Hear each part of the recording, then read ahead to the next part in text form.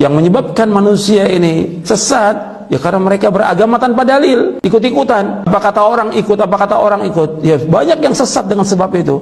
Karena nggak punya pegangan, nggak punya hujjah. Harus tanya dalilnya. Dalilnya pertama Quran, dan harus mengikuti penafsiran, penjelasan para mufassirin, ahli tafsir yang jelas. Dari perkataan Al-Quran ditafsirkan dengan Quran, Al-Quran ditafsirkan dengan penjelasan para sahabat radhiyallahu anhum, Al-Quran ditafsirkan dengan penjelasan para tabi'in, kemudian dijelaskan dengan penjelasan para tabi'ut tabi'in, baru kemudian dengan bahasa Arab. Ini penjelasan para ulama dalam kita menafsirkan Al-Quran. Kemudian Al-Quran ditafsirkan dengan sunnah Nabi. Jadi Al-Quran yang pertama tafsirkan Quran, yang kedua Quran ditafsirkan dengan sunnah Nabi SAW, karena Nabi yang menjelaskan Al-Quran. Kemudian setelah itu Al-Quran ditafsirkan dengan penjelasan para sahabat. Jadi yang pertama Al-Quran ditafsirkan Quran, yang kedua Al-Quran ditafsirkan dengan sunnah, yang ketiga Al-Quran ditafsirkan dengan penjelasan para sahabat radhiyallahu anhum, yang keempat Al-Quran ditafsirkan dengan penjelasan para tabi'in. Kemudian baru setelah itu penjelasan bahasa Arab, dan baru penjelasan juga para amatul mujtahidin. Jadi ini harus kita pahami tentang cara kita berdalil. Banyak yang salah dan keliru, yang kemudian sesat karena mereka tidak tahu dalil dan tidak tahu mengambil dalil.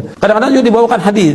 Hadis jelas kita wajib terima kalau memang sahih. Tapi kalau hadis itu dhaif, hadis itu lemah, apalagi hadis itu maudhu, palsu, nggak boleh. Kita tanya, kalau disebutkan dalilnya, ini hadis Nabi, mana dalilnya? Mana sanadnya? Maka para ulama menanyakan, mana dalilnya? Imam Abdul Mubarak mengatakan al-isnadu minad din, walau al-isnadu laqala man syaa ma syaa.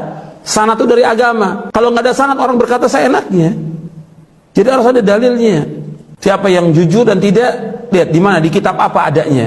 Di Sahih Bukhari, tunjukkan. Di Sahih Muslim, Abu Daud, Tirmidzi, Nasai, Ibnu Majah, Ahmad dan lain, mana dalilnya, sahih atau tidak. Kemudian setelah itu bagaimana penjelasan para ulama dalam syarah-syarah hadis tentang hadis itu, supaya kita beragama ini dengan benar. Kita cari guru yang betul-betul mengajarkan kita dengan dalil, supaya kita nggak sesat.